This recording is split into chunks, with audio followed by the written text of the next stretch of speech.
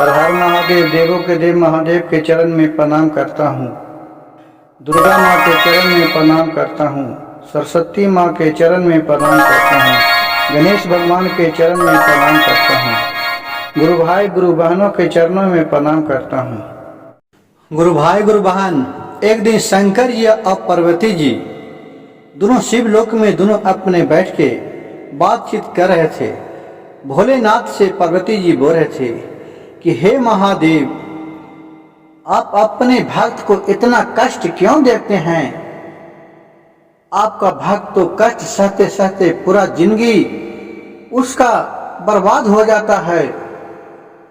तो शंकर जी बोले कि पार्वती, आपका तो भक्त है कि तनिसु आपका ध्यान किया, आप उसका भर देते हैं, लेकिन आपके पास उस भक्त के पास बहुत अहंकार हो जाता है। लेकिन मेरे भक्त के पास अहंकार नाम का चीज नहीं रहता है, क्योंकि मैं उसे इतना परीक्षा लेता हूँ, इतना परीक्षा लेता हूँ कि आधा से ज्यादा तो मेरे परीक्षा लेते लेते खत्म हो जाता है।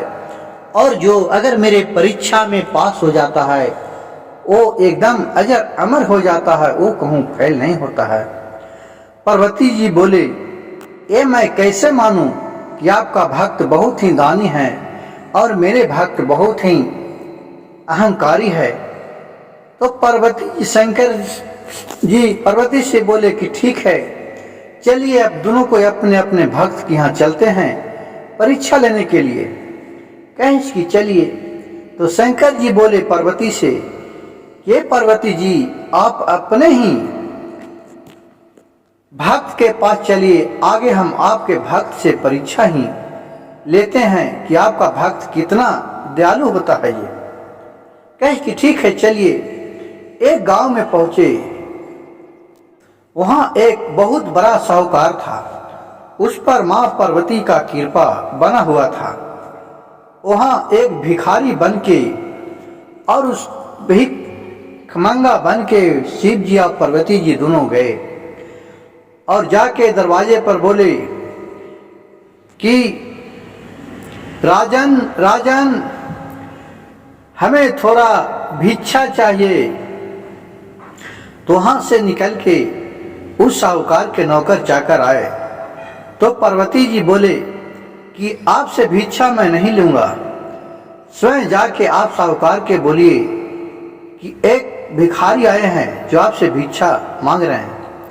और ये दोनों बहुत ही मैला कुचैला गंदा पहनले थे। शंकर जी और पार्वती जी एकदम भिखारी, जो भिखारी कहते हैं वो अलचार, उस तरह के भेष में नहीं थे। जब वहां जाके साहूकार के बोला उसका नौकर चाकर, तो साहूकार बोला कि क्या मैं उसके भिक्षा लेने के लिए जाऊं? जाओ बोल दो कि मैं नहीं आऊंगा, और लेना है तो ले, नहीं तो चले जाए। वो नौकर आके बोल दिए शंकर जी या पार्वती से, जो भिखारी थे उनसे, कि आप लोग का भिक्षा देने के लिए मेरे राजन नहीं आएंगे। वो साहूकार बोल रहे हैं कि मैं अपने काम में व्यस्त हूँ, मैं उसे लिए क्या, मेरा फुर्सत नहीं है। तो फिर भिखारी बोली, माता पार्वती बोले कि जाओ बोल दो कि शंकर और पार्वती आए हैं।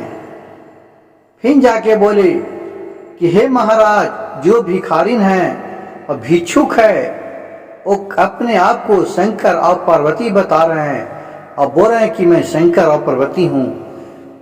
साहूकार को बोलो भिक्षा देने के लिए। तो साहूकार के बाद जाके बोले उसको नौकर चाकर। तो वहां से बोला साहूकार ने कि वो कोई रहे, शंकर और पार्वती नाम तो बहुत है, जाओ बोल दो हमारे दरवाजे पर से जाए, चला जाए, मैं नहीं जाने वाला हूं। और फिर आगे वो साहूकार बोला, साहूकार के नौकर चाकर, कि आप चले जाइए, मेरे राजन आप लोग का भिक्षा देने नहीं आएंगे, उनके पास इतना टाइम नहीं है। ठीक है। फिर वहां से चले गए। अब शंकर जी बोले कि चलो मैं अपने सेवक के पास ले चलता हूं। वहां से चलते चलते एक बहुत ही जंगल में पहुंचे। वहां देख रहे हैं कि एक फूस का झोपड़ी है। वहां जाके शंकर जी दरवाजा को ठुकठुकाए। अंदर से आवाज आ गई, कौन? तो बोले शंकर जी कि मैं एक भिखारी अबला आदमी हूँ, शाम हो गया है, थोड़ा रहने का हमें जगह चाहिए। फिर दरवाजा खोला और दोनों के अपने घर में ले गया कि हाँ हाँ चलिए उनके पास, क्योंकि वो भिखारी था, गरीब गुजारा था। तो गरीब लोग के गुरु भाई गुरु बहन आजकल देखिए कौन पूछता है। आजकल तो जो सेठ साहूकार है, पूंजीपति है, उसके पास लाइन लगा रहता है, और जिसके पास गरीबी है उसके पास तुच्छ मानते हैं लोग। लेकिन वो सच्चा दिल का जो आदमी रहता है, जिस पर भोलेनाथ का कृपा रहता है, वही गरीब आदमी आज चमकता है। आपको नजर उठा के देखे होंगे आप अपने पड़ोस में, गांव में, टोला में, टाटी में, कि जो एक समय बहुत गरीब था वो आज बहुत ऊपर तक पहुंच चुका है, और जो बहुत ऊपर था वो बहुत नीचे तक पहुंच गया। यही कर्तव्य का लेन और देन है, सब भोलेनाथ का ही कृपा है। फिर वो गरीब बेचारी अपने अच्छे से ले गए, दोनों के पानी पीने के लिए दिए और बोले, फिर शंकर जी बोले कि मैं थक गया हूं, अब सोच रहा हूं कि रात का भी यहीं रह जाऊं, कल सुबह में चले जाऊंगा, और कुछ खाने के लिए होगा तो हम लोग के दे दीजिएगा। जो भिखारिन थी वो बोली कि हाँ बाबा आप बैठिए, आप लोग के तो देख के हम बहुत खुश हुए। मेरे पति जी भीख मांगने के लिए गए हैं लेकिन अभी आए नहीं हैं, वो जो भी आएंगे उसी में हम लोग बांट चुट कर खाएंगे, क्योंकि जो भी मेरे दरवाजे पर आए हैं वो भगवान हैं। दरवाजे पर आए व्यक्ति को सदैव मैं सेवा टहल करता हूँ। एक तो हम में एक भिखारी के दरवाजे पर कोई आते नहीं हैं, आप पधारें, आपका मैं सदा आभारी रहूंगी, ये भिखारीन बोली। फिर उसके शाम को वहां से भीख मंगा था जो आया, तो उस दिन उसको भीख में कुछ भी नहीं मिला था। ओहू मकई का सत्तू कोई गरीब आदमी था जो दे दिया था भीख में, वो भी खुशी में अपने आया था कि चलो कम से कम इसी को दोनों को पी के और रह जाऊंगा रात भर, कल के लिए कल सोचा जाएगा। वहां से आए, शाम में आए तो इसका पत्नी बोली भिखारी भीख मंगा का कि आप क्या आज लाए हैं, भीख में कुछ मिला कि नहीं? तो बोली कि नहीं आज तो नहीं मिला है, ये सत्तू थोड़ा सा मिला है, कहें कि आज हमारे घर 2 मेहमान आए हैं, उन दोनों को खियाना है। कहे कि चलिए हम लोग तो पानी पी कर रह जाएंगे, लेकिन उन दोनों के सेवा टहल करना मेरा कर्तव्य है, क्योंकि हम लोग के तो दरवाजा पर कोई आता नहीं है। वो आए होंगे तो भी हम लोग के अच्छा लगा, कितना सुंदर लग रहा है। और फिर वही सत्तू दोनों के घोर के दिए माता पार्वती के, अब भोलेनाथ के बोले कि लीजिए प्रभु, आज तो यही हम लोग का भीख में मिला है, जो भी मेरे पास है वो हाजिर करते हैं। और दोनों के दिए, और शंकर जी पार्वती जी सत्तू पीकर और दोनों उसी जगह सो रहे हैं, उसी को बगल में भिखमंगा और भिखारी दोनों सो रहे। जब 12 बजे रात, तो इस दोनों के पूरा गहरा नींद दे दिए भिखारी को अभी। और माता पार्वती से शंकर जी बोले कि देखे पार्वती, मेरा शिष्य कितना अच्छा है कि कितना गरीब होके भी लोग को सेवा टहल करता है, जो भी दरवाजे पर आ गया उसको खाली हाथ नहीं लौटाता है, भले 1 लोटा पानी हो क्यों ना, इतना कष्ट झेला है, इसके पास जब संपत्ति आएगा तो अपना गरीबी को कभी भुला नहीं सकता है। और जो कभी गरीब हो भी नहीं किया है, जिसमें अहंकार है, उसको क्या गरीबी का मर्म रहता है कि गरीबी क्या होता है। एक एक तिल के लिए गरीब व्यक्ति तरस जाता है। और वही राजा सेठ साहूकार के पास अरबों खरबों की संपत्ति है, लेकिन वो भी एक गरीब के खून चूस के और उसी के बदल बचता है, लेकिन उसे 1 रुपया ज्यादा नहीं दे सकता है। लेकिन एक गरीब के पास दौलत होता है तो उसके पास अहंकार नहीं होता है, वो अपने आप भगवान को समर्पित करता है। और फिर भोलेनाथ बाराविजात के अपने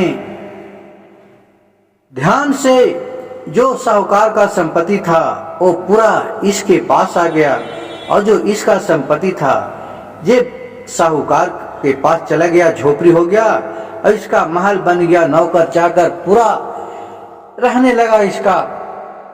जब सुबह में नींद टूटा भिखारिन के और भिखमंगा को, तो देख रहा है कि उसका बस तो पूरा राजसी पोशाक जैसा है।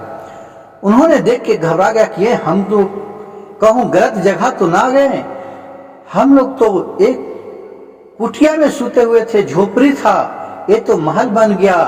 हम लोग लग रहा है कि कहूँ दूसरे को मकान में आ गए हैं, हम लोग यहाँ से जल्दी भागो, नहीं तो हम लोग के मार मार के और बेहोश कर देगा। देखेगा सेठ तक किसका महल में आ गए।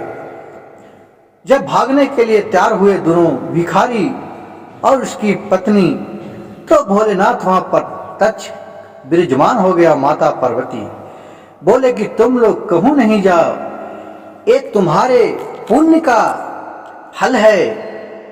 हम लोग जो रात कल आए थे वो कोई भीख मंगा नहीं थे, हम ही लोग थे जो आपको परीक्षा लेने आए। आप परीक्षा में पास हो गए, आप अपने हमें सत्तू पिला के, आप अपने रात भर पानी पी के दोनों बेकत रहे।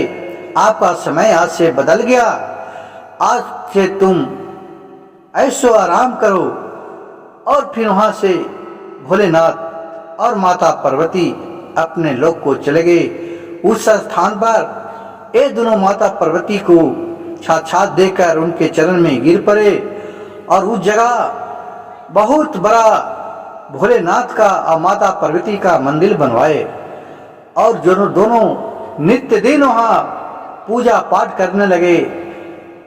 नहा के कुछ नहीं तो 1 लोटा जल जरूर जाके मंदिर में ढारते थे, और इनका अकवाल से इनका जीवन और इनके बाल बच्चा के जीवन खुशी खुशी बीतने लगा। और अपने बाल बच्चा को भी भिखमंगा परवरिश दिया अच्छा की, किसी को सताना नहीं, किसी को दौलत बेईमानी नहीं करना। एक क्योंकि भोलेनाथ के पास सब लिखाया रहता है। हम लोग एक बहुत ही गरीब आदमी थे, जिससे आज इतना आगे बढ़े हैं, इसे आप सदैव ध्यान में रखना। गुरु भाई गुरु बहन, अगर मेरी कहानी अच्छा लगे तो मेरे वीडियो को लाइक कीजिएगा, एक सब्सक्राइब कर दीजिएगा और एक शेयर कर ही दीजिएगा, जिसके लिए आप लोग का मैं सदा आभारी रहूंगी। हर हर महादेव, घर घर महादेव।